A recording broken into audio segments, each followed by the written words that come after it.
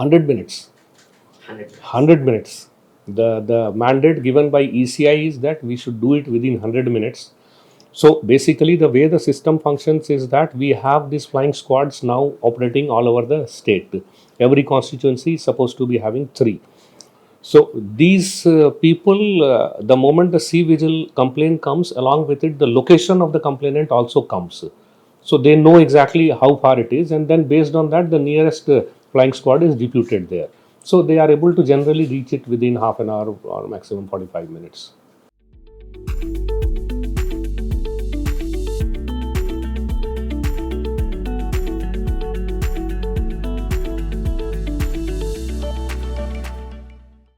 Yeah, so basically there are two level of things that are happening. One is collating the information from various sources. Now we have requested the banks to give us the information about which accounts, which banks lot of money is moving, cash is moving. Similarly, which area the chest movement is very, I mean the RBI moves the cash in chests. So which cash chest is moving a lot? So that information keeps on coming to the income tax department. That is the central hub for the cash cohort. We have 5 cohorts. So cash cohort is basically the nodal agency is income tax department. So this information comes to them. Now once this information comes to them, they have to be able to convert it into an actionable point. That in this area, it looks like the numbers are going beyond average. Therefore, I have to put some teams in place and check what is really happening. Or in this part, what is the average? That number will change from place to place. That number will change. So exactly. So that is the complexity of the issue. It is not a number that can be seen all across the place. It will change from place to place to place. So everywhere they have to run the mechanism and see if it is crossing some particular threshold. Then they say, okay, we need to look at this place. What is really happening here? And then they deploy the teams there. The teams go there, look at particular area in general. If the information is specific, that from this particular account, lot of movement, lot of cash is moving out, then they look at that. So similarly, nowadays lot of digital payments is happening, but digital payment is always linked to some bank account. So again, that will also start coming into the system, that there is lot of digital movement suddenly that has started happening from this particular account, which is different from what was happening for last 6 months, let us say. So that is the sort of differentiation they are able to make. And then this platform is basically to bring all this information together, whether it is from RBI or from banks, and then put it in the frame of income tax department and the police department, and then they are basically able to talk. They are able to take action on that. So this is the way this happens. So this is one part of the side, one part of the expenditure monitoring. The other part is basically happens at the field level. So what happens at the field level is, under the expenditure observer, there is a team. So that team is basically having some finance department people from our side, some income tax people also, if they want, they have them. So all these people, you must have seen yesterday or day before, it came in the paper also, that rates have been decided for all sorts of things.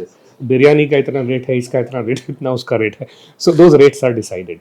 So what happens is, political parties have their rallies and meetings and all these things. So the moment they do a rally, and they take permission from our people. So our people get to know that a rally is going to happen there. So then they deploy a camera team, video team. That video team will go and record everything that is happening there. So based on that, they will make their own estimate. Okay, some 1,000 fellows had come, all of them had this type of food, or they were given only tea and sent away. A shamiana was made, chairs were put, so many vehicles had come. So some sort of expenditure estimate they will be making. That expenditure, shadow expenditure booking register will be there with us at the constituency level, which will be monitored by the expenditure observer. Then the parties, candidates themselves are supposed to give their own expenditure record. And then you know that 40 lakhs thing is there. So then these two are matched. So wherever they are able to find out any discrepancies, then they go after that. Because recorded evidence is also there, so they are able to fix them much more on those things.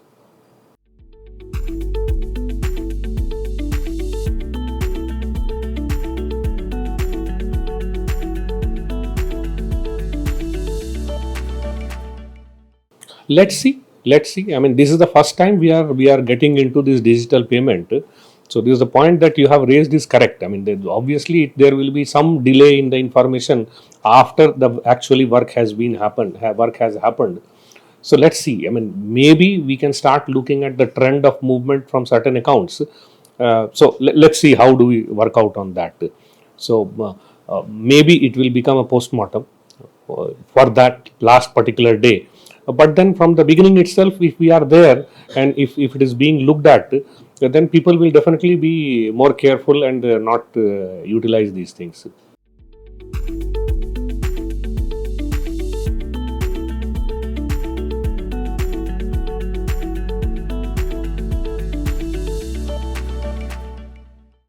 This was a point that was raised by some political parties that there is confusion created by some people that the symbol are looking similar and therefore they don't know who is the candidate, and many of them are not able to read. Some people don't have very good eyesight, so they'll not be able to read what is there written on that.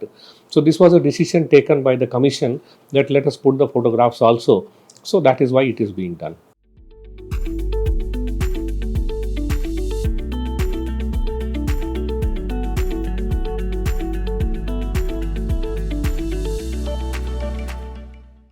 Of course, symbols is basically a purview of ECI. Nothing happens at our level. So whatever complaint is given by political parties, that is handled at the ECI level on the symbols.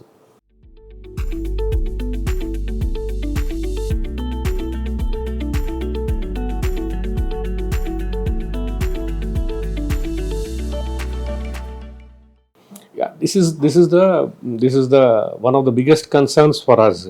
So this time we have made it a point to uh, tackle the issue head on. So we have identified 29 constituencies where the polling percentage was less, and all of them are urban or semi-urban at least. No, Hyderabad and surrounding is about 24, and five are outside. Five are outside. All are urban. So Karimnagar, Nizamabad, and that type of thing, Warangal, these type of things are there. So what we are trying to do in these places is basically to reach out to the voters. One thing is to give them these information about their polling stations through the voter information slip. So this time commission said that you start distributing a little bit earlier it used to be much later in the election process. This time they said immediately after the final last day of nomination you start distributing them slips. So we will start distributing that. That will be one way of reaching out to them, basically to tell them that elections are there, please vote. There are other small things that we will be doing, like reaching out to these gated communities, reaching out to these multi-storied buildings, reaching out to the offices, IT offices. These are the places where we see that the percentages are low. So reaching out to those places. In fact, yesterday itself we had some meeting with the HICIA people. So basically, trying to tell the employees through their HR that this is something that they absolutely have to do. This is not a holiday. This is a voting day. In addition to that, of course, uh, trying to make in urban areas especially, because people do come with all their vehicles and cars and scooters and all that. So we thought it will be appropriate to make some parking arrangement for near the polling station, and then tell the people in advance that look, this much of parking is available, so you will have a hassle free parking, so you will be able to park here and then come and do your voting. In addition to that, of course, the facilities that we are going to give in the polling station, we will be telling them, so that the experience of voting should not become a problem. That should be a happy thing, that they went there, did not have to wait for very long, and then uh, facilities were good. So that should not be a problem. So that is also something that we are trying to do.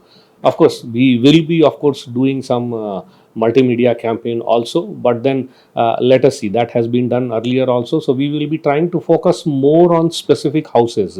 For example, what GHMC also does is they make some stickers, and they put the stickers on the houses of the people saying that this is the voting day, just to put that as a reminder or something. Yeah, yeah. So basically, touch every house in some way and tell them that this is something that we expect you to do. Ultimately, of course, the decision has to be taken by the voter himself to come and vote. That's what.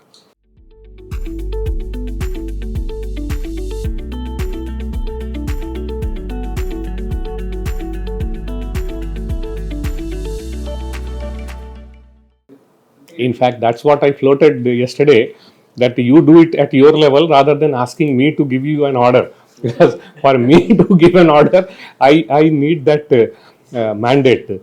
So we are trying to motivate the companies to do that. Absolutely, we are trying to motivate the companies to do that. That you say that the holiday will be given to you only if you show the mark on your finger. Exactly. Or maybe this is a more of a stick side. On the carrot side, maybe they can have in their canteen that everybody who comes with this mark will be given a free coffee or a free something. They can always do something like that. So we are definitely trying to do that.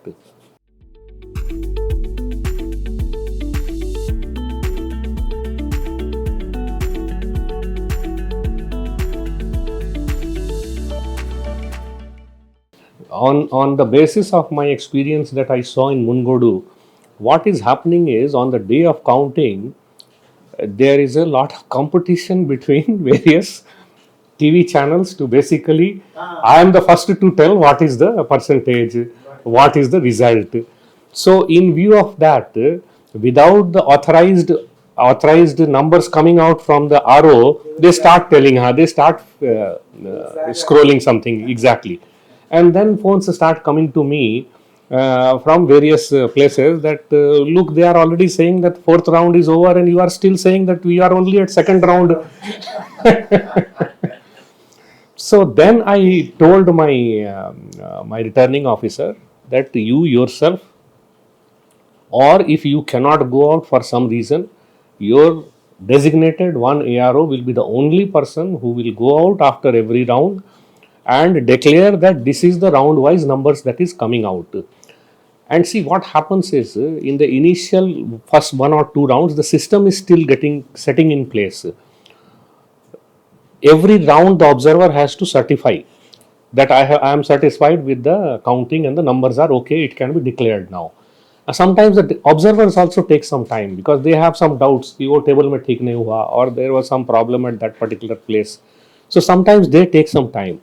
So once they start taking some time, the people outside start getting jittery. What is happening? Why they are not declaring? Yeah, so some problem is there. So, but basically, unlike the poll day, where it is an open environment, people are coming, doing, talking, all sorts of things, villages. Only the polling station is under our control on the poll day. Counting day is a totally controlled activity. There are 3 cordons of police. So, and then there is a on every table there is a counting agent from the candidate side. On the RO's table also there is a election agent sitting there. The candidate himself is sitting there. There is no way anything can go wrong there. The delays can happen because of various reasons. Observer is sitting there, and it is an activity which is totally controlled by the observer and the RO who sit there. And it's so much of a controlled activity that nothing can go wrong there. One thing that you raised was the count of VVPAT not matching with the count of the actual votes that have happened. Now, this has been reported at certain places. I don't know specific cases where it has happened, but then this has happened because what happened is VVPAT box is supposed to be cleared after the mock poll. Sometimes they don't clear the mock poll after the mock poll, so whatever some 50 votes were given, that 50 votes become excess slips inside it. So you have cleared the machine, but you did not clear the VVPAT box.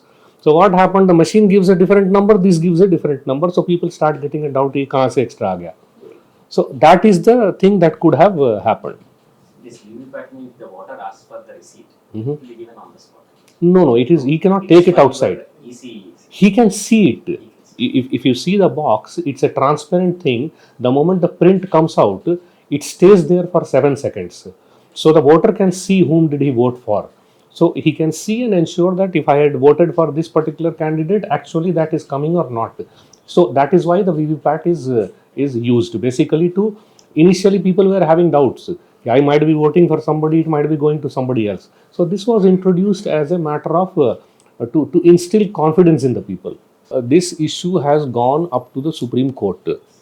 The decision of the Supreme Court was that in every constituency, after the counting of the EVMs is over, at random, the observer will pick 5 polling stations, and those 5 polling stations, 100% of the VVPAT will be counted, and that will be done in front of the return. I mean, in front of the candidate and his agent, and the numbers will be matched. So that is a random number that is checked. Random 5 polling stations is checked, and in those 5 polling stations, 100% counting of VVPAT is done.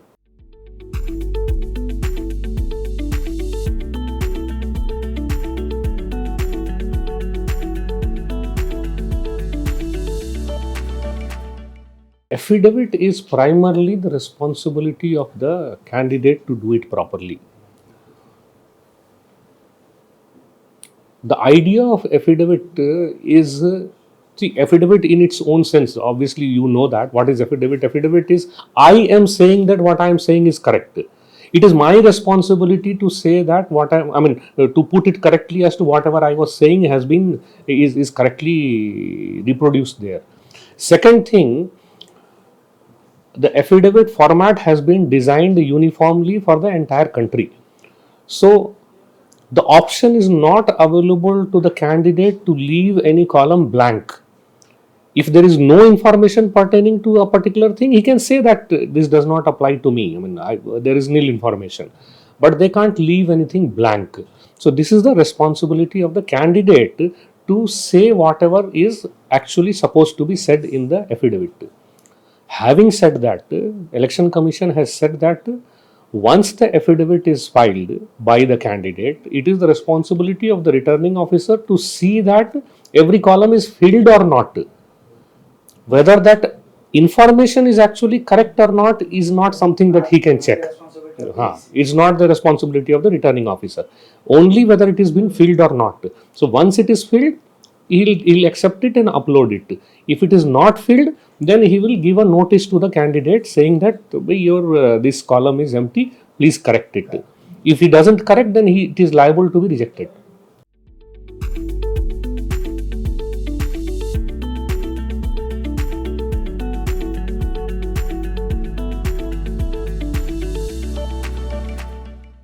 No, one affidavit, one notice. Yes, sir. Once he is told that this is wrong, then he is supposed to correct it.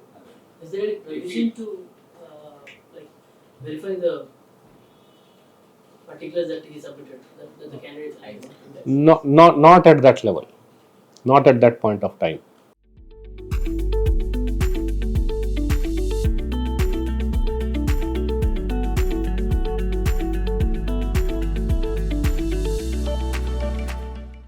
Election petition is primarily the purview of the court. It is basically between two parties. So the information that is given by the candidate is something that is being contested by somebody else. So as I said, the information itself, ECI cannot either say is correct or not correct. We don't have the mechanism to check that. So that is, of course, a different issue. So the punishment otherwise also that has to be awarded by the court itself. Absolutely. Absolutely.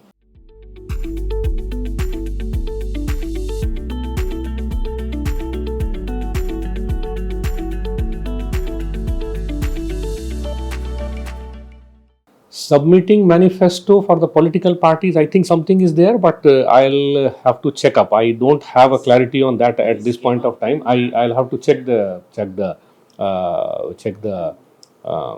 instructions and come back on that. This came up in the Central Election Commissioner's press conference, I believe. Manifesto. Yeah, manifesto in pertaining to the freebies that political parties Uh-huh. are promising. What did he say? No, he said I mean, ECI hasn't in that role, they will have to first explain to the voters how these promises are going to be implemented. But is that just an advice, the general advice, or do they have to submit the manifesto and explain a little bit in writing that this is feasible? Is that any such provision? Otherwise, the political parties across the board, I mean, more or less without exception, are promising the moon. But ECI has no role to verify whether it is. See, again, our role is basically to make the system transparent.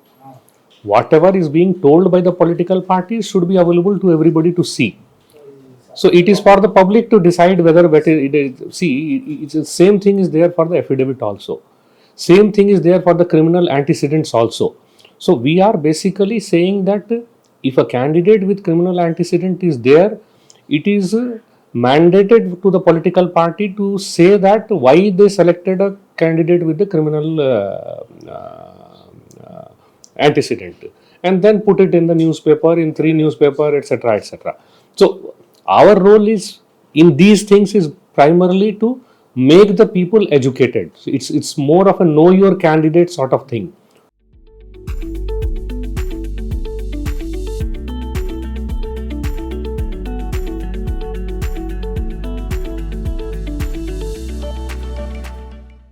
I mean, that's not 100% true. People have been dragged to various forums, and people have lost the one elections also because of various reasons related to MCC. But see, Model Code of Conduct, if you see the actual book, it is this thick a book. So there are so many things in that. Political parties being matured and having so much of machinery available with them are expected to follow those things. So that's why I said basically the endeavor of the commission is always to conduct the election in a orderly manner. It's more of an orderly manner, so that it's a level playing field for everybody. Everybody is able to say what they want to do for the public, and it is for the public ultimately to decide who is whom they want to vote for. So Model Code of Conduct is towards that effect, and political parties themselves have come forward and agreed to abide by it. So no political party says that no, we will not agree to this. Now what happens at the field level is somebody is doing something, somebody is doing something. So therefore the machinery at the field level then gets into picture and then takes action on that. I mean, simple things like defacement of the property. Defacement of the property, every political party knows they are not supposed to use the government buildings. They are not supposed to use even private buildings or places for putting up their banners or wall writings or hoardings, etc., etc. But since the day of declaration, about 5 lakh such cases were identified, and they were removed or whitewashed or cleared and all those things. So that is the scale of activity that happens, because political parties also have so much of machinery available to them, and they keep doing lot of things. Sometimes candidates also say that I don't know what this fellow has done. I mean, I don't know why he has done it. I have nothing to do with him. So sometimes they say that also. Maybe sometimes they they know it and they deny it, and sometimes maybe actually some candidates in over enthusiasm are doing that.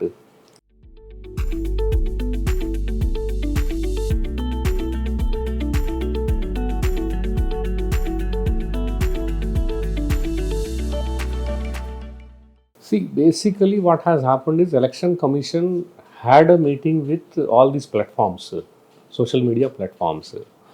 So in 2019, they came up with a common code of conduct for themselves. So they have agreed to do or not do certain things, these platforms. That includes removal of such posts if it is raised by the appropriate forum. I mean, whether political party raises it or whoever raises it, whoever. So that is the only mechanism available on the social media to basically as a remedy to this. So there is a cell at the level of in the DGP's office. There is a cell So we keep looking at these things. Primarily, as you know, we look at it more from the point of view of anything related directly to the election machinery. हमारा EVM something somebody is saying, or RO doing something somebody is saying, or on the day of poll presiding officer doing something is saying, or VVPAT machine something somebody is saying. So then we directly get involved. Two political parties talking against each other, they have to raise a complaint, and then based on that it is raised to that forum, and then that forum takes the action.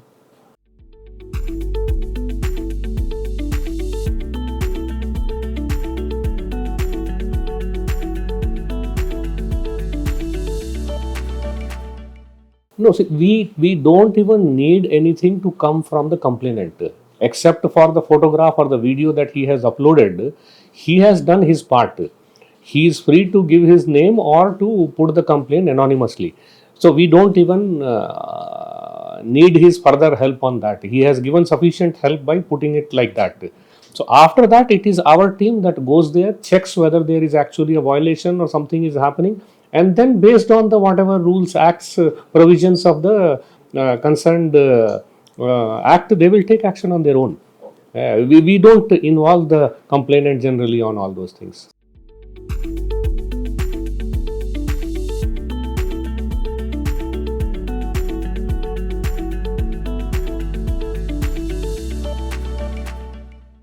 I mean, such things can always be given along with a covering letter to the returning officer. Okay. Only thing is, it will not go through the cVigil app then. cVigil app is basically for the purpose of then and there reporting. So that at the place where the thing was happening, you recorded it, uploaded it, and it came to us, so that we go there immediately and take action on that. Something that was recorded earlier, yes, there is always the provision of giving a complaint along with a covering letter or something like that. 1950 number is there, toll free number is there, they can give complaint on that. The paper can be sent along with the video, can be sent to the returning officer or the DO, so there the action will be taken. So those forums are available.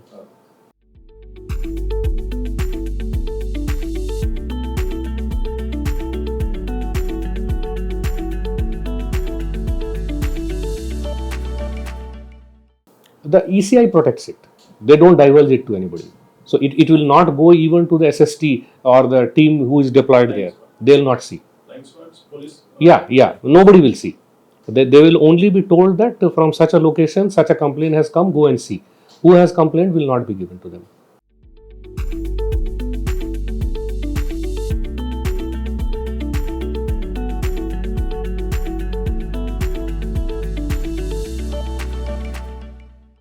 See, whenever a complaint like that comes, definitely we look at that. But see, basically the way the election process and the registration of the voter is done is that the person is supposed to be registered at a place where they generally stay. So it should not happen that somebody has to travel to vote. It should not happen, though people are doing that. So generally it should not be happening that way. So if somebody is traveling on his own, fine, he is traveling on his own. If somebody is being transported by the political parties, definitely that is not supposed to happen. Our Nakas teams, etc., will be there on the various places.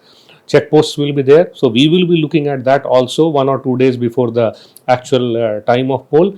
And if somebody makes a complaint, obviously we will be looking at that.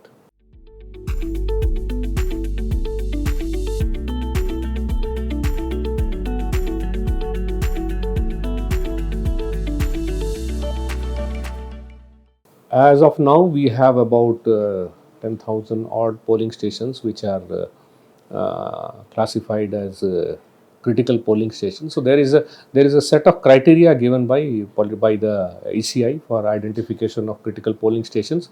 So based on that, we identify them. So what happens in these critical polling stations is that some additional measures are done. In addition to deployment of the local police, etc., whatever deployment is there, regular deployment, the central forces will be deployed, or the micro observer will be sent there, or the webcasting will be done. So actually the webcasting is supposed to be done in all the critical polling stations. 100% of the critical polling stations are supposed to be covered by webcasting. So in addition to that, if a micro observer is to be deployed, the observer takes a call, he deploys that. Central force, anyway, again, observer takes a call at a micro level whether he is to be deployed at a particular polling station, they can be deployed. So that is where the critical polling station comes into play.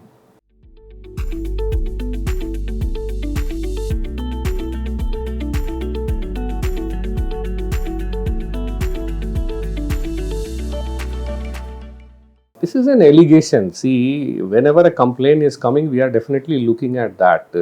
But all the static surveillance teams, wherever the checkposts are put, 100% of the places Central Police Force was put.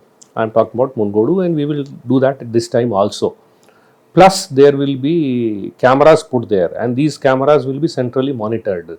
And we have invited the political parties also to keep their representatives in the control room from where they can see what is really happening in these checkposts. So there is not much of chance of these things getting away, because the observers will also be seeing that. So there is not much of scope for people to get away by doing all these things.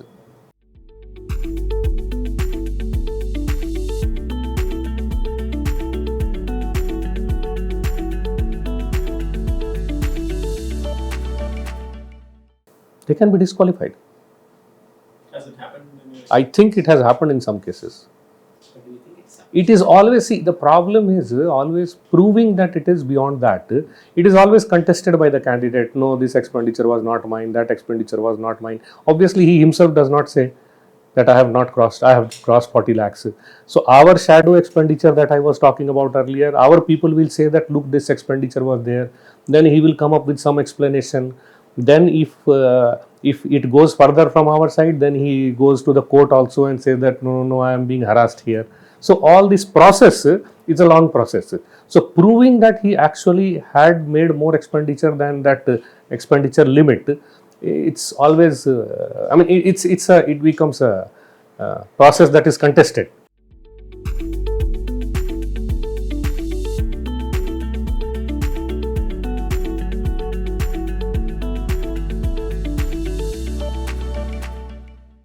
See, I conducted election as a returning officer in 1994, then again in 96, 98, 99, 2004. 2004 I was a collector. After that I am out of the districts. So after that I have myself not conducted election, but I must have gone to 4-5 places as observers. So I have seen it more from a distance. The way I see it now is that it is a lot more controlled activity now, a lot more under scrutiny by every party, whether it is the political party, whether it is the press, whether it is the voter. Everybody is very keenly looking at what is happening there. So everybody is under continuous scrutiny. To that extent, the instructions of the commissions have also become a lot more detailed. So almost nothing is left to the discretion of any officer. Every situation that can arise has already arisen somewhere, and somebody has already taken a decision on that. So there is a decision for almost every situation what is to be done. So it has become an extremely rule based exercise where discretion is not available almost to anybody discretion is not available to anybody. That is why it has become extremely important for us to train everybody. Whoever is doing his work has to know exactly what is to be done in a situation that is going to arise, and all the exigencies that are likely to arise, he has to read it. The books are there, he has to read it, and he has to be aware of what exactly needs to be done. In spite of all these things also, if still something comes up which he doesn't know, I have always been advising all my officers, please don't think that you have a discretion there. If you really are not able to find out a ruling on certain situation, talk to us. Most probably my office will be able to help you. If we are also not able to get certain instructions, we will talk to ECI. I am sure there will be an instruction on that. They will be able to find out and give it to you.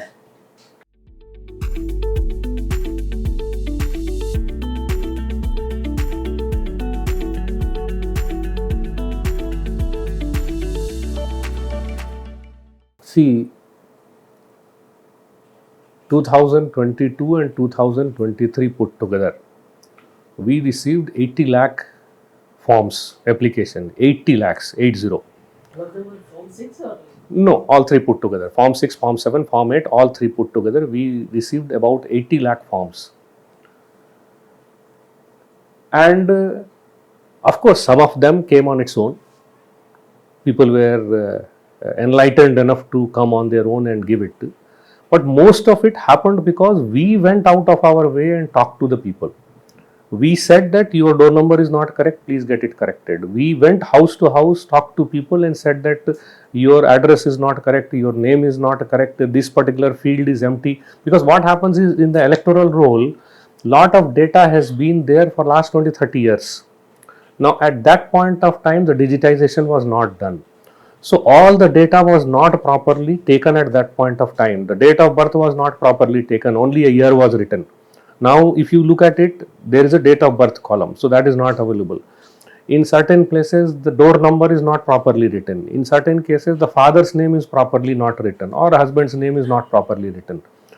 So a lot of legacy data is there which has various issues of this type. So our endeavor this time was basically to go door to door and correct most of these things to the extent possible.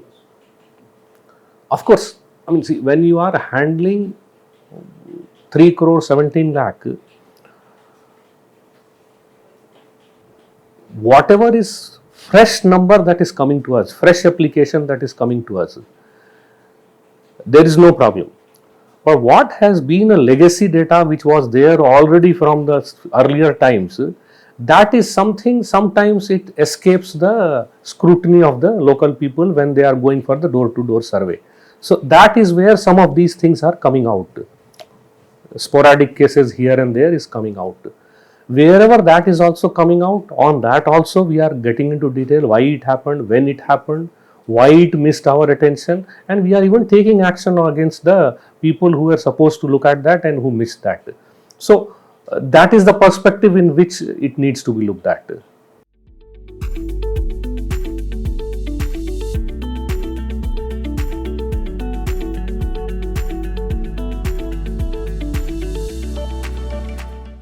See, the way I would look at it is, ultimately at the end of the day, a government is being elected. So the important thing to be covered in this is what they did, what they are promising to do, whether they can really do it or not. That is what is the most important thing. Rest of the things are incidental to the process.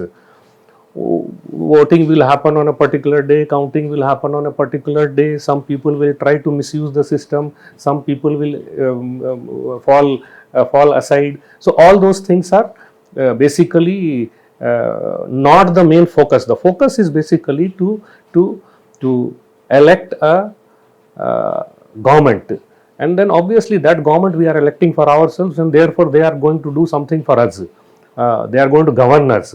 They are going to set rules for us. So obviously that is where the focus should be there when we are looking at the process of election. Rest of the things, yes, fine, we need to definitely look at it, especially if it is having a potential to derail the process of an election of a appropriate government. So to that extent, yes, it is important. But the primary objective here needs to be kept in focus, that we are trying to elect a government which is going to rule us, who is going to govern us.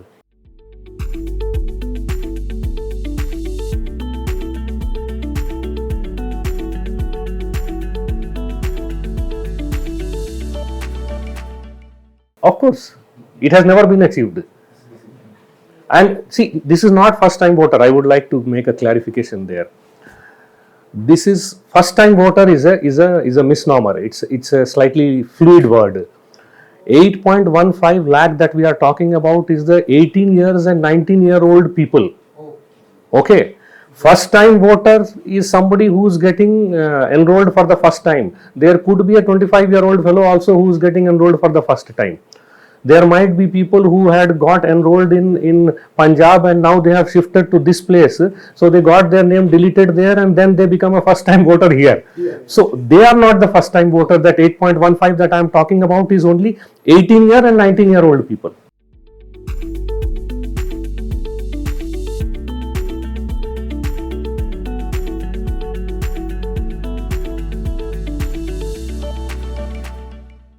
Yes, 31st October. Yeah, they can file their Form 6s till that time.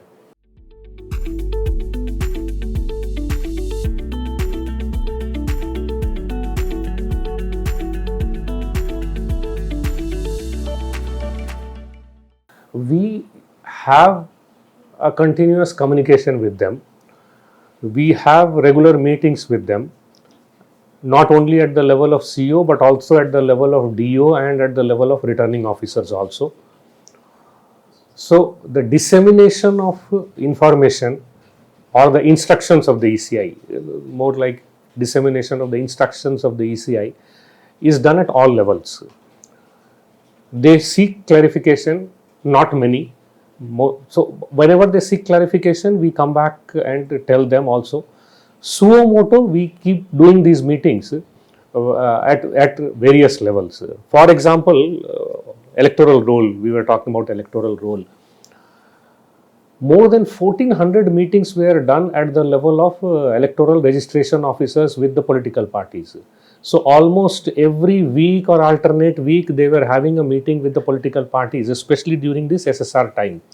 So they were being given the list of all the Form 6, Form 7, Form 8 that came. They were being given all the list of inclusion, deletions, modifications that was being done every time. So that is why the system has become very, very transparent. So that's why you would see that this time there are not many complaints on the inclusion or deletion. Now this time what is coming is more of pointing out of legacy issues. These are most of these things that are being now talked about is a legacy issue. One house being split into, voters split into different places. This has not happened yesterday. Coming on last election also probably it was like that. Similarly, this various things, these are mostly you will see all these things are legacy issues. So our system has become near perfect now for the new enrollment. Of course, the cleaning up of the older data is still a challenge for us. So we need to keep doing that. That's a continuous process. We have to keep doing that.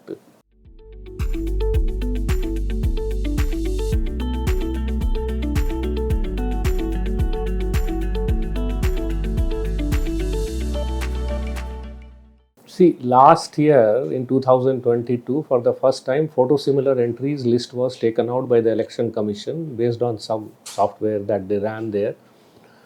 And they gave us the list. They said, you please get them verified at the field level. If really these people are the same people who are enrolled at two places within the same constituency, take a call, keep one of them after consulting the concerned voter and delete the other.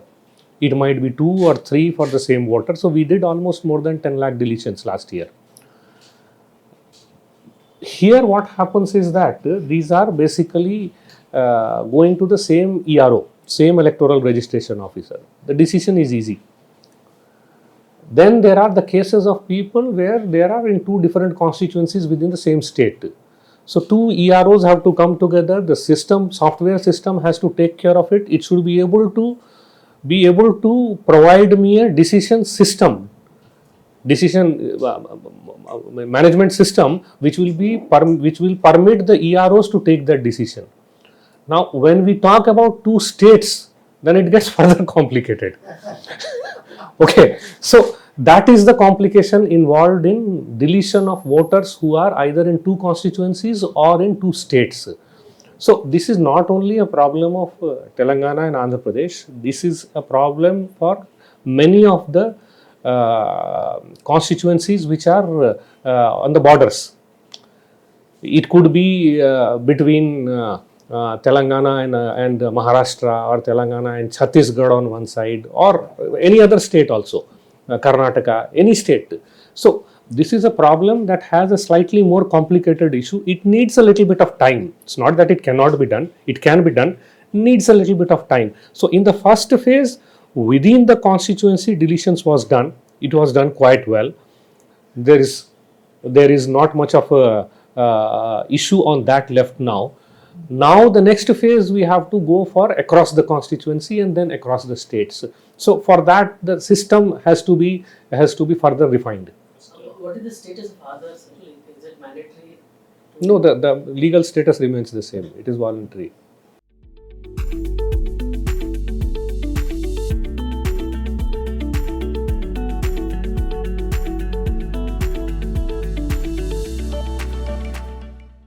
No, I have not made a complaint on that. The audio seems to work. I have given all the necessary permissions photo, but if I click the say photo, right? I click the photo. It says proceed. Nothing else. We at the desk we tried it at different devices of various companies. It's not happening? Yeah, it's not coming. It The just audio says that works, but the photo and the video. Let me check up, because as per the numbers that are coming to me, I am having as on today how many complaints with me. So I'll have to check whether it is audio and video breakup. I have not seen. 471 complaints have come to me since the day of announcement of the elections. So okay, let me check. That's a point that you have raised. There is something called nearby stats here. Like Nearby? stats. How many complaints say this month in the nearby areas? Registered here, it says 0. So maybe Hyderabad people in this area are not using it. And Okay, let me see. I have the district-wise number. So Hyderabad, the total number is only 25. Not many people are using it in Hyderabad. and for people over 80, right? So they have to fill Form 14D or have to 12D. or after 5 days after the notification. They have 5 days time period. Yes, yeah. So they have to physically submit the notification, or can they apply? No, the BLO will be coming. No, it has to be physically given. The BLO will be visiting these places. We have the list of senior citizens. We have the list of PWDs. So the BLO will be visiting first to give these applications and then next to correct these applications. So it will be a physical work. They have to sign and give. Okay, but the houses of, they will go to the homes of these. Yes, yes, yes. So both these put together, about 9 lakh, 10 lakh numbers are there in the entire state. So that's a number that we can handle. It's not because we have about 35,000 BLOs, so we can easily handle that.